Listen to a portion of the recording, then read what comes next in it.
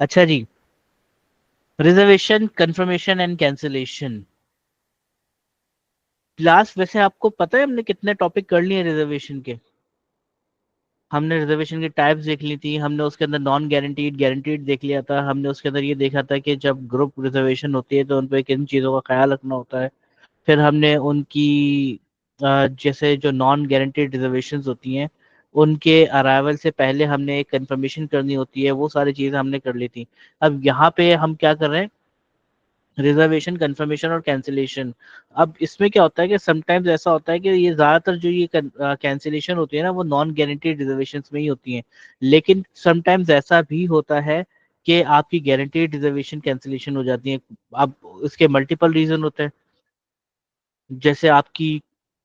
Late से कोई flight है वो कैंसिल हो गई या वेदर की वजह से फ्लाइट्स डिले हो रही हैं, तो हो सकता है कि आपने 25th को आना था, लेकिन अब उस जिस एरिया से या जिस कंट्री से आपने आना था वहां पे फ्लाइट ऑपरेशन ही नहीं हो रहे, और अब आपका 2 दिन डिले हो जाएगा, आपको 27 को अपने उस कंट्री से निकलना पड़ेगा। तो ऑब्वियसली आपकी अगर 25 तारीख की रिजर्वेशन है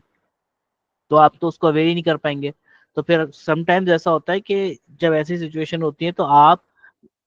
के जो गेस्ट है वो अक्सर नहीं बता पाता,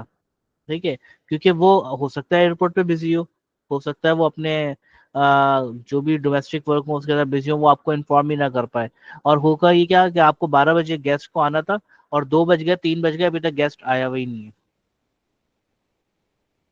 क्या करेंगे आप? छोड़ देंगे कि भाई पैसे तो आए हुए हैं, छोड़ो?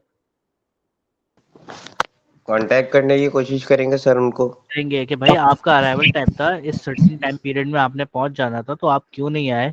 देन इसके अलावा जो आपके एजेंट्स होते हैं, ये आपको ये पता है कि हर होटल का एक एजेंट होता है, एजेंट से मुराद एक एम्प्लॉय होता है, वो एयरपोर्ट सिक्योरिटी का काम कर रहा होता है, मतलब यानी कि वो एयरपोर्ट के सारे जो मामलात होते हैं ना उन सबको देख रहा होता है। जैसे कि प्रोटोकॉल्स वगैरह देना, एक नॉर्मल गेस्ट जाता है तो उसको गाड़ी कहीं और पार्क करनी पड़ती है, देन उसको अपना सारा लगेज लेके ऊपर जाना पड़ता है होटल के अंदर। लेकिन अगर एक होटल का गेस्ट जा रहा है, मतलब एक बंदा होटल में आपके रुका हुआ था और वो वहां से डिपार्चर करके जा रहा है और उसने आपकी जो कह लें कि कैब सर्विस कह लें या आपकी ट्रांसपोर्टेशन सर्विस उसने ली भी है, तो जब वो जा रहा होता है ना तो उसको एक स्पेशल प्रोटोकॉल मिलता है। वो स्पेशल प्रोटोकॉल इस वजह से दिया जाता है ताकि वो जो गेस्ट है ना नेक्स्ट टाइम भी आपके होटल से ही जाए। तो ये सारी चीज होती है, तो वो जो एजेंट होता है ना जो एयरपोर्ट के मामला को देख रहा होता है उसको सारी इन्फॉर्मेशन होती है, और उसके पास भी ना एक पूरा डेटा मौजूद होता है कि फलानी डेट को, जैसे 25th को 4 लोग इन इन फ्लाइट्स के जरिए हमारे पास आएंगे जिनकी ऑलरेडी रिजर्वेशन है। जब उसको इन्फॉर्मेशन मिलती है कि इन जो फ्लाइट्स आनी थी जिसमें हमारे गेस्ट थे उसको ऑलरेडी पता होगा, तो वो उसको चेक कर रहा होता है स्टेटस वगैरह, तो वो देख के बताता है, वो आप पहले ही आपके होटल में फ्रंट ऑफिस में इन्फॉर्म कर देता है कि ये फलानी फ्लाइट थी तो 4 घंटे डिले है अभी, या ये जो फ्लाइट है ये आज कैंसिल हो गई ये कल आएगी। तो ये सारी इन्फॉर्मेशन वैसे तो उन एजेंट के थ्रू आपको मिल जाती है, लेकिन उसके बावजूद अगर नहीं मिल पाती, समटाइम्स हो जाता है कि नहीं कोई इन्फॉर्मेशन मिल पा रही होती, या सब आ गए उस फ्लाइट के अंदर वो जो गेस्ट था वही नहीं आया, तो फिर आपने क्या करना होता है, कांटेक्ट करना होता है उस गेस्ट के साथ, और देन फिर आपने उस रिजर्वेशन को या तो कंफर्म करना होता है कि हाँ भाई मैं आ रहा हूँ, मैं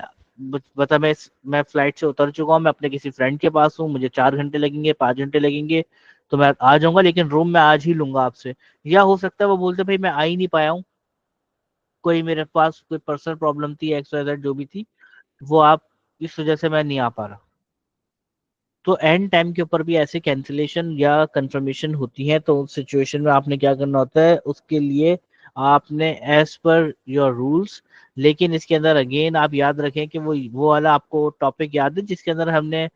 7 डेडली सिंस ऑफ हॉस्पिटैलिटी पढ़े थे?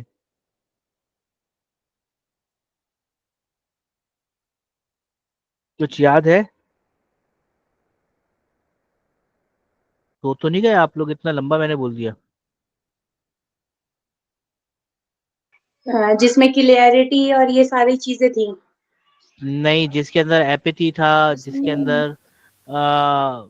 रोबोटिक्स थे, जिसके अंदर लैक ऑफ पैशन था, लैक ऑफ रिस्पेक्ट थी, उसी के अंदर एक और चीज थी जो एक सिन था, उसके अंदर ये लिखा हुआ था रूल बुक, जहां मैंने कहा था कि रूल्स फॉलो करना भी समटाइम्स गलत हो जाता है आपकी ऑर्गेनाइजेशन के अंदर अगर आप हर रूल फॉलो करें।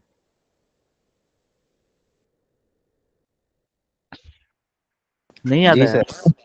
आ गया। इस चाइना कुछ याद है? बल्कि चाइना ने तो कस्टमर सर्विस की नहीं है। अच्छा जी, तो यहाँ पे मैं उसको दोबारा रिकॉल करवा देता हूँ। तो जब हम कंफर्मेशन या कैंसिलेशन कर रहे होते हैं ना, और खास तौर पे जब हम कैंसिलेशन कर रहे होते हैं, तो हम एज पर स्टैंडर्ड कर रहे होते हैं, या एज पर रूल्स कर रहे होते हैं, या एज पर जो कॉन्ट्रैक्ट होता है ना वो कर रहे होते हैं। लेकिन यहाँ पे एक चीज हमेशा याद रखिएगा कि अगर कॉन्ट्रैक्ट पे ये लिखा हुआ है कि अगर आप कैंसिल करेंगे तो हम आपके 50% पेमेंट काट लेंगे, या एक दिन का जो होटल का चार्जेस होते हैं हम वो कवर करेंगे। तो अगर तो पॉलिसी है, और अगर आप वो कार्ड भी लें तो कोई मसला नहीं है, वो ऑलरेडी रिटन्ड है, दोनों पार्टीज के दरमियान एक एग्रीमेंट हो चुका है। लेकिन अगर वो जो गेस्ट है आपका, वो आपका रेगुलर गेस्ट हो, वो 10-15 साल से सिर्फ आपके पास ही आता हो, और वो साल में मतलब सोचे 20-25-30 बार आपके पास आता हो, या महीने में वो 10 बार आपके पास आता हो,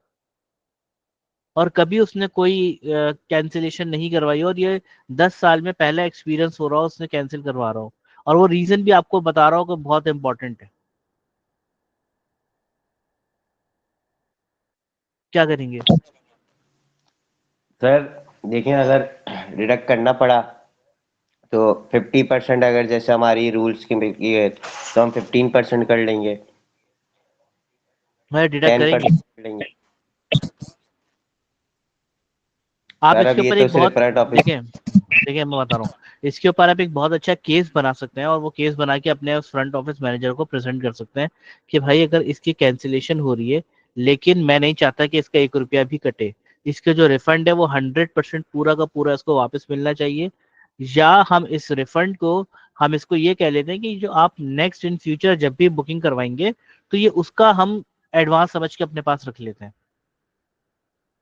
ठीक है? इस सिचुएशन में क्या होगा कि गेस्ट को आप कह लें कि एक वो चीज मिलेगी कि हाँ मैं मतलब यहाँ पे आता हूँ तो इन्होंने मुझे अपना समझा, हॉस्पिटैलिटी यही है ना, कि हम अपने स्ट्रेंजर्स को भी इस तरीके से मिलते हैं कि जैसे वो हमारे अपने रिश्तेदार हैं। तो हमने उसको ये फील करवाना होगा, और वो तो हमारा रेगुलर कस्टमर है, तो हम उसको क्या बोलेंगे कि हम बोलेंगे ठीक है कोई बात नहीं,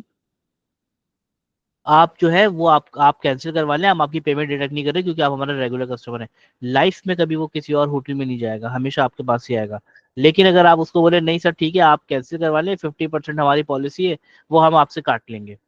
वो बोलेगा ठीक है आप मेरे 50% पैसे काट लें। लेकिन याद रखिएगा उसके बाद कभी दोबारा वो आपके पास रिपीट नहीं होगा, क्योंकि उसको एक चीज समझ आ जाएगी कि 10 साल मैंने इस होटल को अपना समझा, मैंने बाकी सारे होटल्स की जगह इस होटल को प्रेफर किया, और आज जब मुझे मतलब पहली बार कोई प्रॉब्लम हुई तो ये होटल मुझे कह रहा है रूल्स दिखा दें, मतलब रूल बुक लेके बैठ गए ना। तो इस वजह से मुझे क्या करना पड़ेगा, समटाइम्स हमें रूल ब्रेक करने पड़ते हैं, लेकिन उसके लिए प्रॉपर जस्टिफिकेशन होनी चाहिए आपके पास, प्रॉपर रीजनिंग होनी चाहिए कि भाई इस वजह से हम ये कैंसिल कर रहे हैं, और मैं ये चाहता हूँ कि ऐसा ना हो, और उसके लिए पूरा एक केस बनता है, देन वो केस आपके अपर मैनेजमेंट के पास जाता है, देन वहां से जीएम के पास जाता है, जीएम से हो सकता है बोर्ड ऑफ डायरेक्टर के पास जाए, और अगर आपका केस स्ट्रांग होगा, ऑब्वियसली इस सिचुएशन में, इस सिनेरियो में आपका केस स्ट्रांग है, तो कौन, मतलब कोई बेवकूफ ही होगा वो मना करेगा कि नहीं भाई इनको पैसे मत काटो, इनको पूरे पैसे मत दो, पैसे काट लो, कोई एक बंदा भी इस चीज के हक में नहीं होगा।